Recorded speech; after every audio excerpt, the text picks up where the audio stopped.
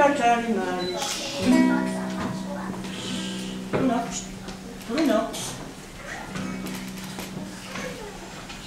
Zaraz siądę sobie w kącie, zagram dzieciom na trójkącie. Trójkąt drewne oczy ma, drewnym głosem chętnie gra. Trójkąt drewne oczy ma, drewnym głosem chętnie gra.